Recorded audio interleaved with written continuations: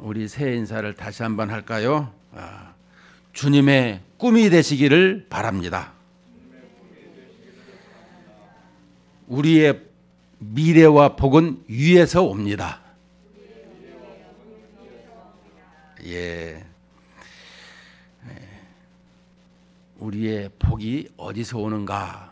오늘 새해에 우리가 이 표가 있는데 세상에 복이 되는 교회라고 했습니다. 여러분 복하면 다 좋아합니다. 좀 있으면 오늘이 신정이지만 또 구정설로다 이렇게 또 복받는 얘기, 덕담을 주고받는 얘기가 또 있을 것입니다. 우리는 때에 따라서 이 복에 대해서 이 얘기를 참 많이 합니다. 근데 그 복이 어떤 복이냐라는 것이 우리 삶의 관건입니다. 우리는 복이라고 한다라면 항상 나의 이 건강, 우리 오복을 얘기 많이 하죠. 항상 우리의 이 건강과 또 우리의 재물과 또 우리의 가족들의 건강과 여러 가지 이런 부분을 우리는 많이 하고 있습니다. 그러나 우리에게 복이라고 하는 것은 오늘 성경에서의 말씀과 같이 하나님, 우리 하나님이 복이시더라라고 말씀해 주고 있습니다. 우리는 이 한 해를 시작하면서 어떻게 하게 되면 복받는 인생으로 살아갈 것인가 참 우리는 생각을 많이 합니다. 하나님의 말씀이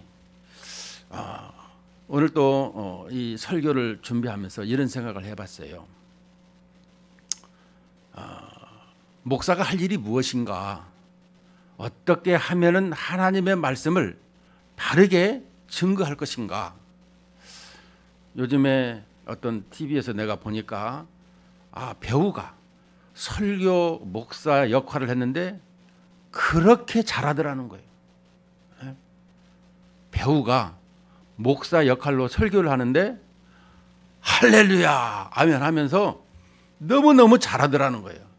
수리남이라고 제목이 글더라고요. 제가 보면서 과연 나는 하나님의 말씀을 그렇게 바르게 진정으로 이렇게 증거했는가 한번 돌아보게 되었어요. 여러분 목사가 하는 일이 반복하는 일이 뭐겠습니까? 하나님께서 너는 다른 일 하지 말고 내가 이 전하고자 하는 이 하나님의 말을 바르게만 똑바르게만 전해다오 하는 것이 우리 하나님 아버지의 뜻 아니겠습니까? 저 또한 그래서 어떻게 하든지 하나님의 말씀을 바르게 증거하며 우리 성도들이 하나님의 말씀으로 힘있게 살아갈 것인가 이렇게 생각을 하는 것입니다. 시간에 매여서 쫓겨서 그냥 마지못해서 하는 설교가 아니라 단 한 편의 설교라도 하나님이 참 기뻐하시고 우리 성도들이 그 말씀으로 힘있게 살겠습니다라는 이런 고백이 있었으면 좋겠다라는 바람이었습니다. 오늘 이 창세기 12장에 보면 이 아브라함이 고향과 이 친척과 아비 집을 떠나서 내가 내게 보여줄 땅으로 가라. 다시 말씀드리면 이 가나안을 향해서 가는 목적지를 설명해 주고 있어요. 사도행전 7장 1절부터 이렇게 보게 되면 우리 이 스데반 집사가 이런 설교를 했어요. 죽어가면서 어떤 분은 스데반 설교를 이렇게 평가하는 분이 있더라고요. 여러분 스데반이 왜 돌탕에 맞아 죽은 줄 아십니까? 그분은 설교를 너무 길게 해서 죽었어요. 이렇게 얘기하는 사람이 있어요. 왜냐? 설교가 이 사도행전 7장에 보면 아주 절이 많아요. 우스갯소리로 설교는 짧게 해야 된다는 말로 이렇게 하신 말씀이었지만 이 스데반 집사가 1절 2절에 이렇게 말씀해 주고 있습니다. 대제사장이 이르되 이것이 사실이냐? 스데반이 이르되 여러분 부형들이여 들으소서. 우리 조상 아브라함이 하란에 있기 전 메소포타미아에 있을 때에 영광의 하나님이 그에게 보여. 실은 이 내용인 것입니다. 오늘 보면 이 창세기 12장에 보면 여호와께서 아브라함에게 이르시되 너는 너의 고향과 친척과 아비의 집을 떠나 내가 내게 보여줄 땅으로 가라. 내가 너로 큰 민족을 이루고 내게 복을 주어 내 이름을 장대하게 하리니 너는 복이 될지라. 그러니까 하나님께서 이 아브라함을 이 떠나게 만들고 있더라라는 것입니다. 여러분, 떠나게 만든다라는 거 여러분 중요한 것입니다. 지금 이 떠나기 전에 먼저 그의 삶을 보면 아브라함이 이 갈대아 우르, 그다음에 하란, 그다음에 가나안 이렇게 돼 있습니다. 이 갈대아 우르에 있을 적에 영광의 하나님이 나타나셨다 이렇게 말씀해 주고 있어요. 영광의 하나님이 그에게 나타났는데 그러면 그가 바로 와야 되지 않겠습니까? 그런데 그의 삶을 돌아보면 어떤 질문이 되냐면 이 스토리가 이렇습니다. 하나님께서 어느 날 아브라함에게 나타나셨어요. 그런데 이 하나님이 나타났는데 어떤 신이 자기에 나타나서 강력하게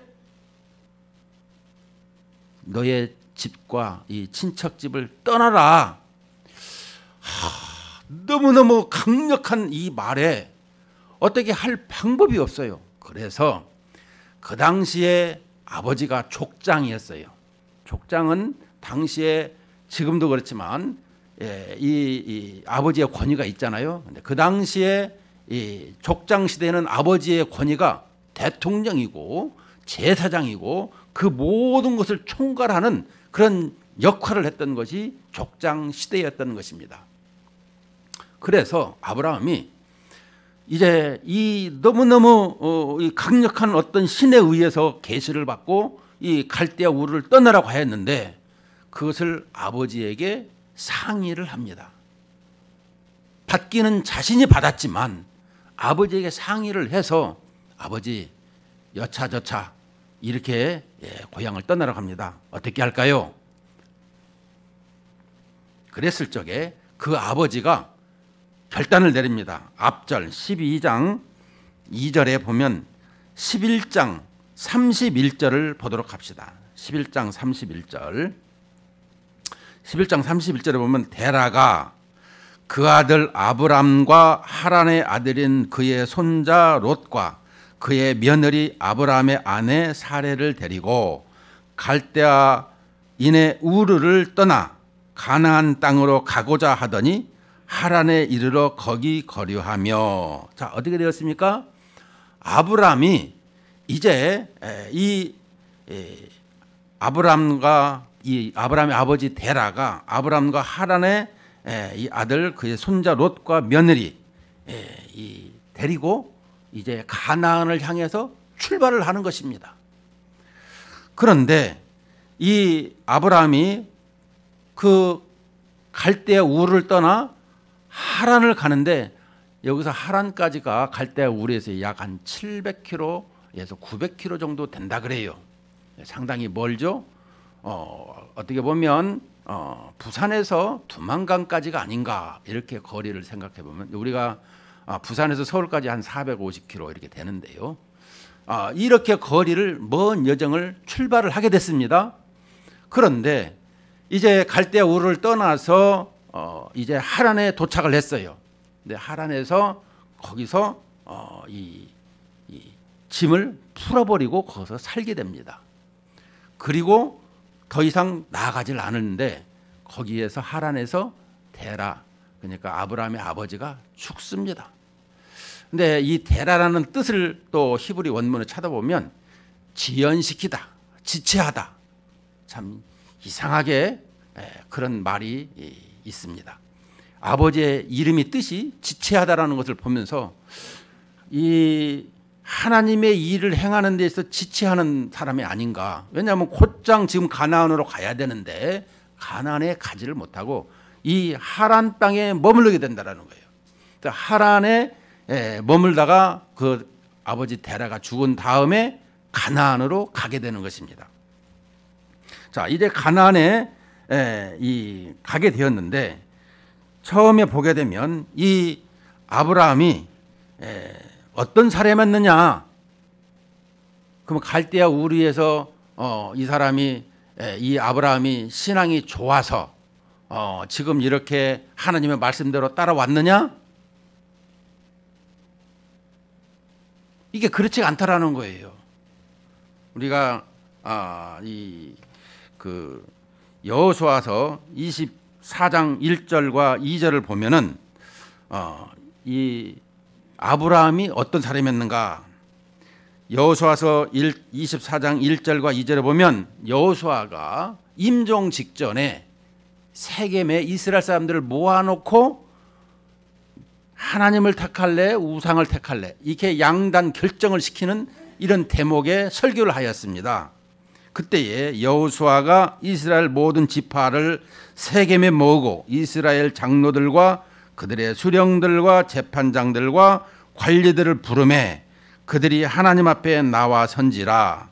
여호수아가 모든 백성에게 이르되 이스라엘의 하나님 여호와께서 이같이 말씀하시기를 옛적에 너희 조상들 곧 아브라함의 아버지 나홀의 아버지 데라가 강 저쪽에 거주하여 다른 신들을 섬겼으나. 자, 보면 이들이 하나님을 섬겼어요?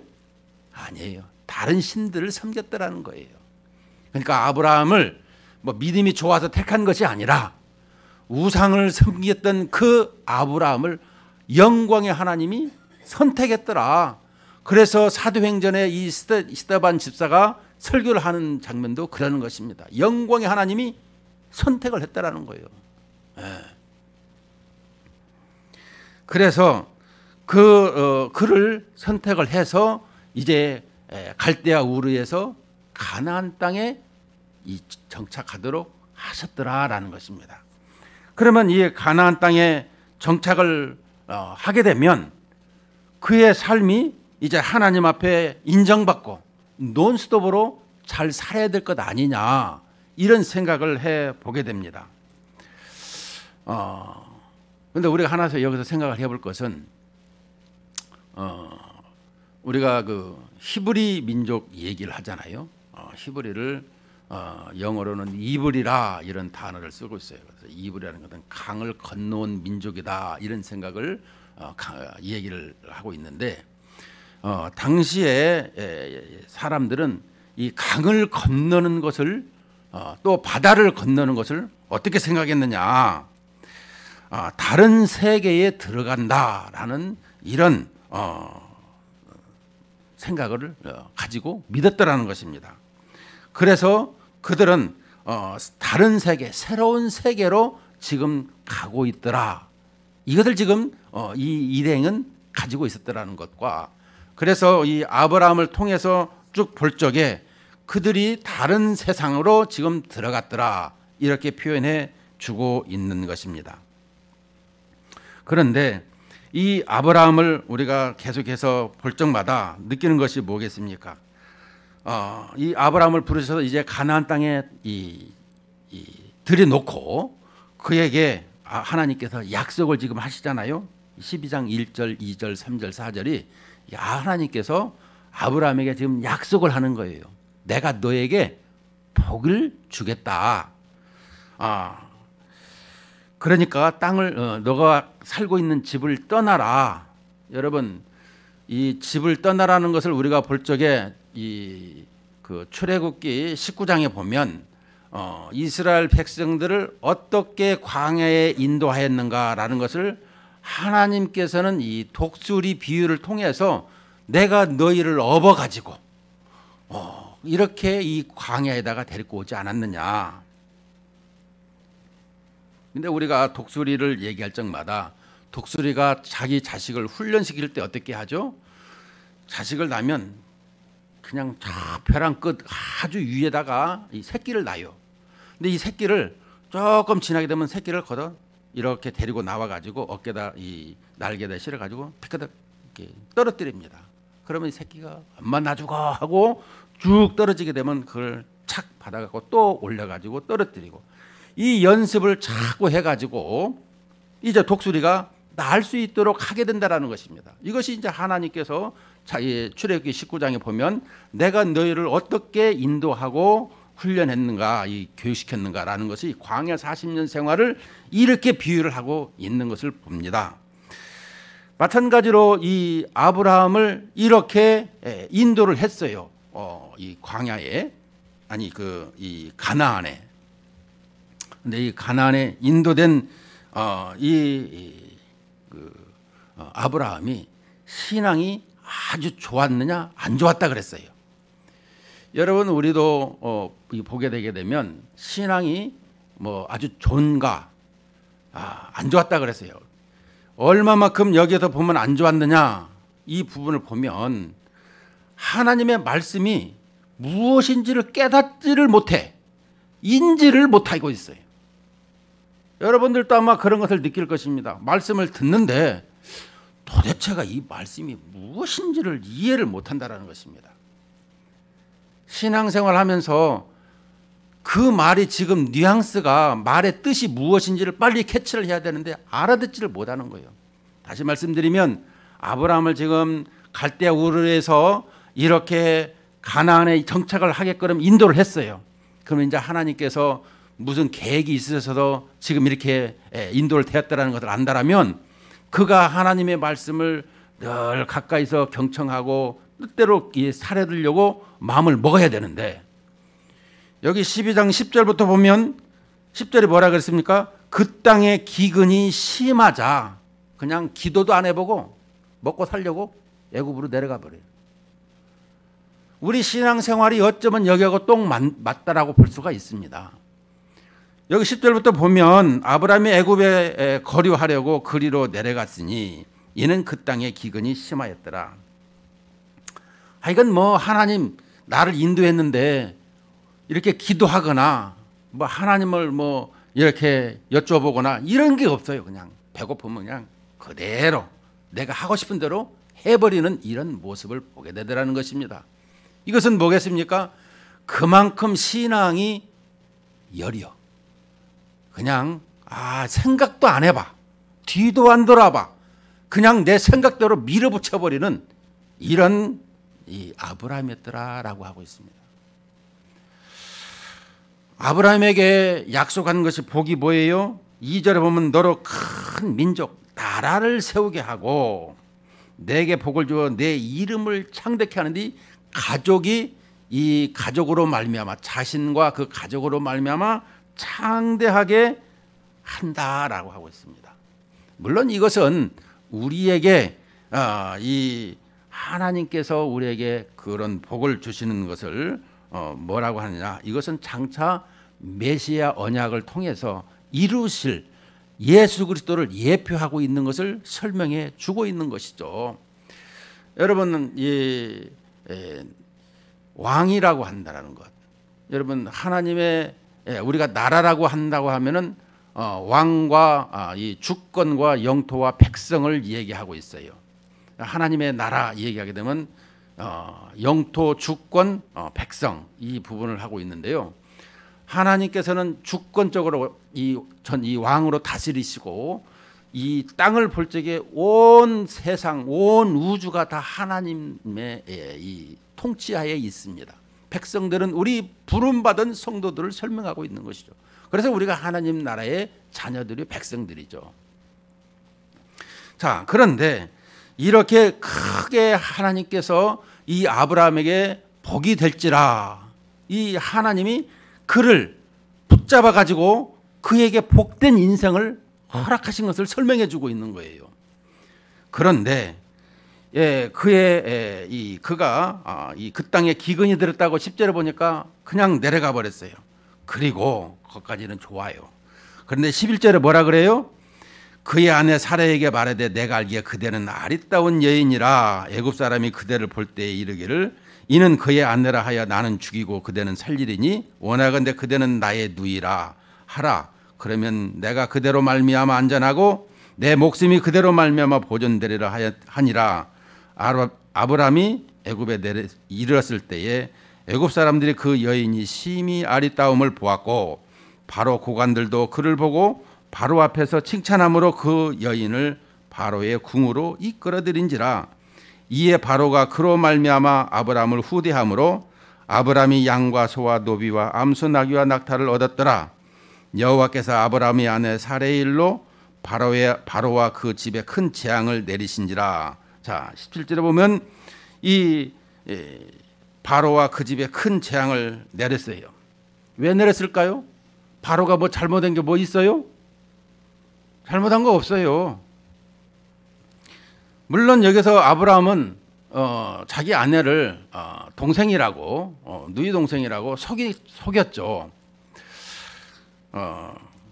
여기서 보게 되면 하나님께서 왜 이 집에 이 큰 재앙을 내렸느냐? 그것은 장차 아브라함과 사레, 이 사레를 통해서 이 메시아가 탄생되어야 되는 거예요. 땅은 이 메시아가 태어날 장소 베들레헴이라고 한다면 여기서 보면 이제 그 아브라함의 자손, 그러니까 사레로부터 열국의 어머니라고 하지 않습니까? 이 사레로부터 이제 이삭이 나오고 야곱이 나오고 그 다음에 계속해서 이제 이 유다 지파의 자손으로 말미암아 12지파 중에 유다 지파의 자손으로 예수 그리스도께서 이 땅에 오시는 것을 말씀해 주고 있는 것입니다. 하나님의 프로젝트에 이 계획에 꿈에 분명히 심어 있는데 이것을 알지 못하는 아브라함은 그냥 대책 없이 자기만 살겠다고 이 자기 아내를 누이라 이렇게 얘기해 버리는 이런 어처구니 없는 일을 하면서도 하나님께서는 그에게 책망을 하지 아니하고 그에게 이 나귀와 염소를 이렇게 덤으로 얻었는데 이게 좀 대박을 가진 것입니다. 아내 때문에. 그런데 이 바로에게 하나님께서 재앙을 내렸더라. 이것을 보면서 그러면 아브라함에게 왜 안 했을까? 아브라함도 분명히 속였고 잘 못했는데. 근데 여러분 하나님께서는요 우리에게 우리의 신앙의 수준을 너무너무 잘 알아요. 어린아이 같은 신앙을 가진 자에게 뭐라고 어떻게 얘기를 하겠습니까? 얘기 앉혀놓고 얘기한들 잘 몰라요. 그냥 하지마 하지마. 애들은 그러잖아요. 어린애들한테 무조건 하지마. 그러고 난 뒤에 의식이 좀 이렇게 깊어지고 깨우쳐지기 시작하면 그거는 이렇게 해야 돼 하고 조용히 말을 해요. 지금 이 아브라함의 신앙 수준을 보면 아주 어린아이 같은 이런 신앙이었더라라는 것을 보게 되는 것입니다. 나중에는 이제 신앙이 깊어져서 그가 이제 이 하나님의 일을 이렇게 받들어 행하는 것을 볼 수 있는데 하여간 시행착오도 이번이 아니라 다음에도 또 나옵니다. 또 기근이 들면 또 세상길이 애굽으로 내려가는 이런 모습을 가지고 있어요. 우리의 신앙은 자꾸 이렇게 약해져서 자꾸만 하나님의 뜻을 거슬리는 이런 삶을 사는 것을 볼 수가 있습니다. 그러나 오늘 우리에게 이 세상에 복이 될지라라고 하는 것을 우리가 다시 한번 생각을 해볼 적에 3절 4절에서 이렇게 말씀을 하고 있습니다. 너를 축복하는 자에게는 내가 축복을 내리고 너를 저주하는 자에게는 내가 저주하리니 땅의 모든 족속이 너로 말미암아 복을 얻을 것이라. 너로 말미암아 복을 얻을 것이라 하신지라 그랬습니다. 그러니까 아브라함을 통해서 장차 오실 메시아 예수 그리스도를 통해서 우리가 지금 복을 받고 있지 않느냐 이 말씀을 원하시고 또 지금 말씀하고 있는 것입니다. 아브라함이 하나님의 복을 받았으니까 우리도 복을 받는다. 이것은 신약에서 보게 되면 장차 오셔서 이미 이 땅에 2000년 전에 오신 예수님을 통해서 우리에게 복을 주시는 이 부분을 말씀에 주고 있더라, 이 말씀입니다. 여러분, 우리가 어떻게 복을 받아요? 예수님을 영접하고 예수님으로 말미암아 생명을 얻고 예수님으로 말미암아 연합돼서 우리가 포도나무에 가지가 붙어 있어서 열매를 맺듯이 우리가 주님 앞에 붙어 있기만 하면, 주님과 연합되어 있기만 하면 나무에서 진액이 올라와 가지고 포도나무 가지에 그래서 이 열매가 맺는 이런 모습을 설명해 준다라면, 주님을 예배하고 주님의 임재 속에서 살아간다라면 하나님께서 우리에게 놀라운 그런 복을 우리에게 주신다라는 거예요. 이미 우리는 연합된 자체가 복인데, 연합된 주님과 내가 이 세례를 받고 이 성령 세례를 동시에 받고 하나님의 자녀가 되어서 양자의 영을 받아서 아빠 아버지라고 부르면서 살아가는 우리에게 이렇게 함께 하게 될 때에 또 나아가서 신랑과 신부로서 이렇게 연합됐을 적에 우리에게 말씀하시는 것은, 우리는 그냥 붙어 있기만 하면 저절로 맺어요. 저절로. 문제는 이렇게 붙어 있기를 싫어하고 탕자처럼 멀리 떠나는 것이 문제라는 거예요. 떠나는 것이. 하나님 없이, 그래서 이방인들이 구하는 것이 뭐냐? 하나님 없이 살겠다고 하는 것이 이방인들이라, 이렇게 성경은 가르치고 있어요. 우리는 여기서 복이 되는 이런 모습 속에서 우리 주님께서 지금 말씀하시는 것이 뭐냐? 이 집을 떠나 내게 보여줄 땅으로 가라. 지금도 우리는 가고 있어요. 어디로? 주님의 나라. 이미 우리는 이 땅에서 보이지는 않지만 예수님이 이 땅에 오셨을 적에 이미 너희 마음속에 천국이 임하였더라 라는 것은 우리 주님을 통해서 이미 천국이 우리 안에 있더라, 이것을 설명해 주고 있으면서 또 우리는 그 주님으로 말미암아 복을 가지고 살아가고 있더라라는 것입니다. 내가 무엇을 하든지 주님이 이끄시고 있더라는 거예요. 내 지식, 내 경험, 내가 하고 있는 모든 재능, 이게 다 하나님이 주시는 거라는 거예요. 주시는 거. 저는 이 힘들게 벌어가지고 돈을 주머니에 넣고 있었고, 또 우리 인척 가운데 한 분은 너무너무 힘들게 돈을 벌어서 천장에 매달아 놓고 내가 이 돈은 절대 안 쓰겠다고 그런 얘기를 저한테 하더라고요. 내 이 학창 시절에 우리 공호부가 하면서, 아니 도대체 얼마나 힘들었으면 이 돈을 안 쓰겠다고 천장에다가 이렇게 달아놨는가. 나는 이렇게 들으면서도 참 대단한 분이다라고 생각을 했었는데, 여러분 생각을 해보세요. 우리에게 이 생각을 주실 때마다 나에게 있어서 그 하나님은 어떤 분이냐, 이 부분을 우리는 생각할 수 있어야 되는 것입니다. 모든 재능을, 돈을, 건강을 주셔가지고 돈도 벌게 하고 인생의 명예도 얻게 하시고 권세도 가지게 하시는 것이 하나님의 손길이라는 거예요. 그런데 우리는 내 힘으로 되었다, 내 재능으로 되었다, 이게 아니라는 거예요.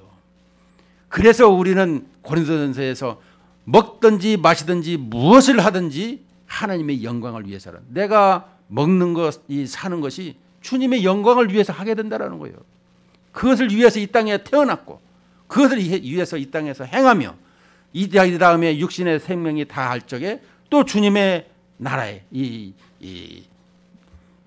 계시록 4장에 보면 24장로들이 이제 자기의 면류관을 다 주님의 보좌 앞에 던지는 것을 보게 됩니다. 그것은 뭐겠습니까? 내게 준 이 면류관을 보아하니 주님이 다 주셔가지고 그냥 씌워준 거예요. 이거 내가 받을 자격이 없는 사람입니다 하고 다시금 돌려주는 것이 요한계시록 4장에 성부 하나님 앞에 예배하는 천상의 예배자들이 이 모습 아닙니까? 우리의 신앙생활이 여기까지 이렇게 들어가야 된다는 거예요. 결론을 맺겠습니다. 우리 여기서 보게 되면 2절 말씀에 너로 큰 민족을 이루고 내게 복을 주어 내 이름을 창대하게 하리니 너는 복이 될지라. 여러분, 우리는 이미 복을 받은 사람입니다. 복을 가지고 살아가고 있어요. 그렇더라면 우리가 할 일은 뭐겠습니까? 예수님께서 이제 우리에게 지상명령을 내린 것이 있습니다. 땅끝까지 제자 삼고 땅끝까지 복음이 충만하게 증거되게 하라, 이렇게 말씀을 해주고 있습니다. 이것이 주님의 뜻이라는 거예요. 이것이 우리가 해야 할 일이라는 거예요. 우리는 이런 신앙생활을 해야 된다는 것입니다. 그냥 준 거 가지고 달란트 비유해서 보듯이 나는 묻어놓고 아유 난 아직 못해요, 이러는 게 아니라 준 것을 가지고 지금 당장 나가서 내가 열심히 이렇게 일을 해서 2배로 또 5배로 이렇게 한 것을 볼 수가 있는 것입니다. 이것을 우리 주님은 원하시는 거예요. 새해에도 우리 모든 성도님들이 이렇게 주님의 말씀을 받은 우리가 앞으로 한 해 동안, 아니 내 생명이 다하더라까지 땅을 디디고 사는 동안에 주님의 영광을 위해서 이렇게 열심히 헌신하며 또 순종하시기를 주님의 이름으로 축원을 드립니다.